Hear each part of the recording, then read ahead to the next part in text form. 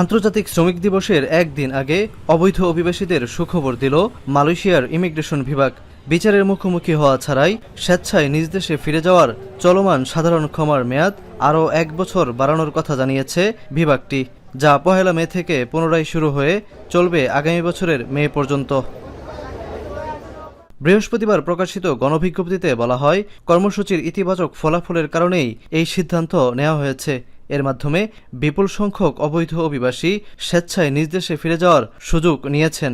এই কর্মসূচির আওতায় অবৈধভাবে মালয়েশিয়ায় অবস্থানরত বিদেশিরা ৩০০ থেকে ৫০০ রিঙ্গিত জরিমানা দিয়ে আইনগত জটিলতা ছাড়াই নিজ দেশে ফিরতে পারছেন। বিভিন্ন নিয়মের কারণে হোক, আমরা যারা অবৈধ হয়ে যাচ্ছি, আমাদের জন্য মালয়েশিয়া সরকার আরও 1 বছর সেটার মেয়াদ বাড়িয়েছে, যে শুধুমাত্র 500 রিঙ্গিত দিয়ে মালয়েশিয়া ইমিগ্রেশনে গিয়ে ফিঙ্গার দিয়ে আমরা স্পেশাল পাস নিয়ে দেশে চলে যেতে পারবো। তবে এটা একটা ভালো দিক। অনেকেই শেষ মুহূর্তে সিদ্ধান্ত নিয়েছিল দেশে যাবে, তারা যেতে পারছে না, তাদের জন্য একটা সুযোগ থাকলো। আগামী 1 বছর এই সুযোগ তারা কাজে লাগে, যে কোনো সময় দেশে যাইতে পারবো। তবে কেবল সাধারণ ক্ষমায় নয়, কঠোর হচ্ছে আইন প্রয়োগও। ইমিগ্রেশন বিভাগ জানিয়েছে, সারা দেশে অভিযান, নজরদারি ও আইন প্রয়োগ আরও জোরদার করা হবে।